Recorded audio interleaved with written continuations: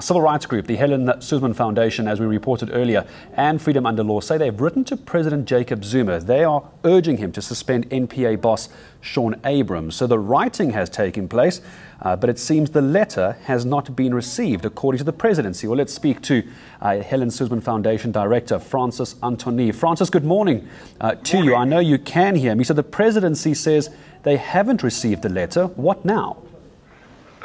Well, we have proof that they had received the letter because they acknowledged the letter. We used the addresses which were on the website, which we've used in the past, and it seems to me that the best reading of this is that there's an extraordinary administrative chaos in the presidency if multiple letters are sent and they can't find their way to the president. This is alarming in the first instance. We're also aware, and this is to give another interpretation of it, that this administration has been characterized by delay after delay after delay, and it would be foolish of me not to consider whether or not this is a delaying tactic. I can't say that it is, but I have to consider that, and I think we all need to consider that. So I'm afraid it's our intention to proceed, because we've made it quite clear that Mr. Abrahams should be immediately suspended, pending a review of his abilities to lead the NPA. Given his performance over the last 2 weeks, I think there's a crying need for a thorough investigation and evaluation of his role in the fiasco. Francis, forgive me for jumping in. I am going to ask you to elaborate on what exactly is in this letter and what happens if you don't get the response you want, Francis. Forgive me for jumping in. You say that all the email addresses that you have used are from various government websites and the presidency website. You also said that you know that they did receive it. Forgive me if forgive the ignorance. How do you know it was received, opened or read?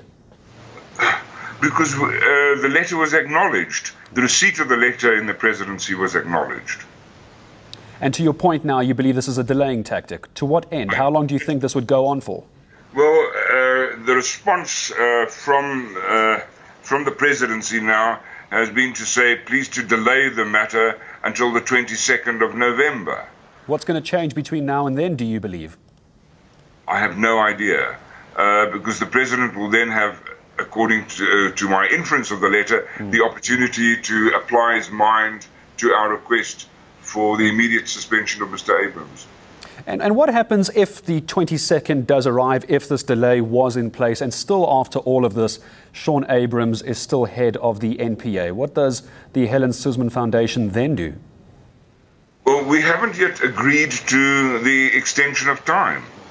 We made that clear in another letter yesterday to say, actually, you have enough time to do this, and I'm not sure that after the 22nd of November,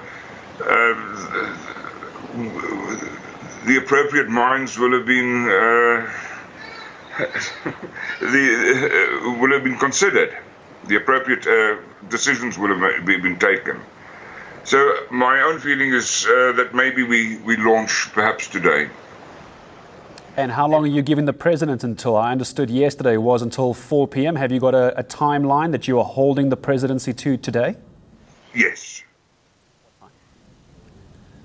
And if this has not come through, then we launch our application.